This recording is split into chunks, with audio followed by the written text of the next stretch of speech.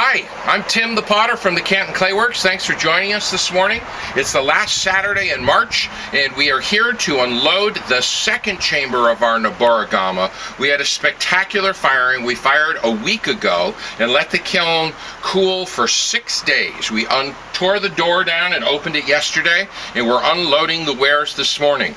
The video before this was the downhill chamber, which is the wood reduction chamber.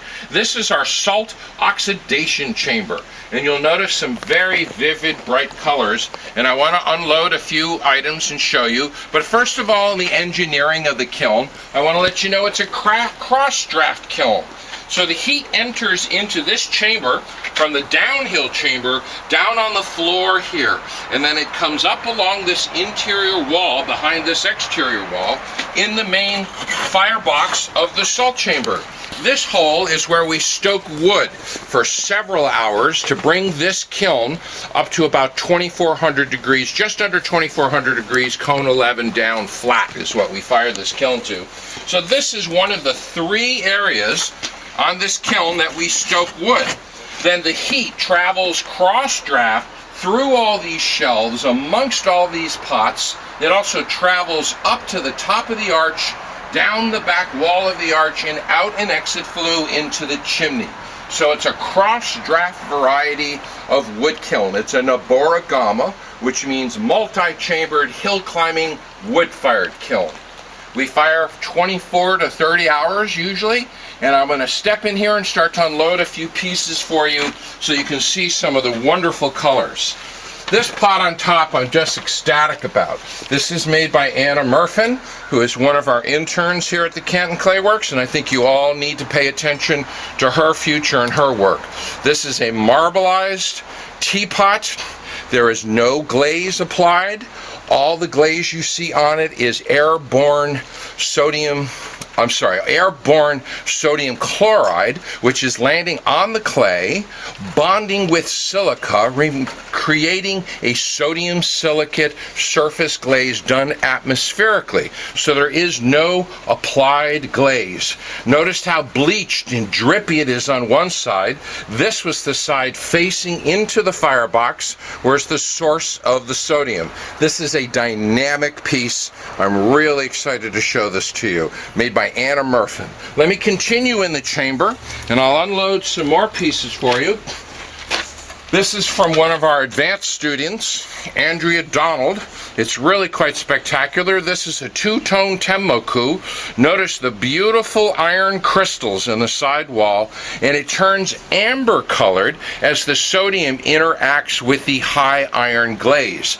This is a glaze that I have calibrated, which is a turquoise blue that she's used on the top with beautiful streaks coming down the front side of this pitcher. I'm going to move on to more pots for you. Here is a pot that I am just ecstatic about. This is a piece of mine. This is a wheel-thrown bowl with the rim folded in and then twisted in 4 locations, and look at the glazes on the interior. This is a glaze called Lloyd's Seafoam. Lloyd is the owner of Two Rivers Studio outside of Boston.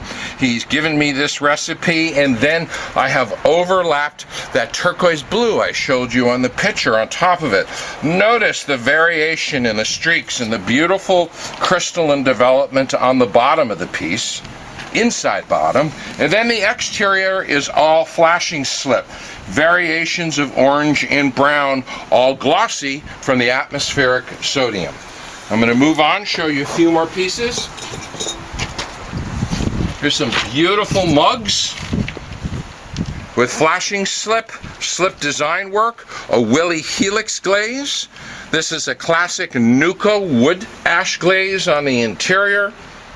Here are some gorgeous tea bowls, similar glaze effect, different clay body, and handleless drinking vessels called tea bowls. And then I want to show you a new variety of pot that I am working on. This is the first time I've unloaded these. I'm calling them slipper pots, which is a serving vessel. This is a classic wood ash glaze that is streaking down the interior, flashing slip on the bottom. And what this is a folded rim, ovaled, and then the rim is altered to make a handle. So I want to show you maybe one or two other pieces that I'm really excited about. This is a two-tone Tenmoku tea bowl. Notice the amber color where it gets bleached out by the sodium. The exterior faceted wall is beautiful, glossy, and that is all from the atmospheric sodium vapor bonding with the silica and the clay body. So this is our salt chamber. My crew is coming any minute, and we're going to unload all these hundreds of pots and take them up to the studio. And thanks again for joining us at the Canton Clay Works.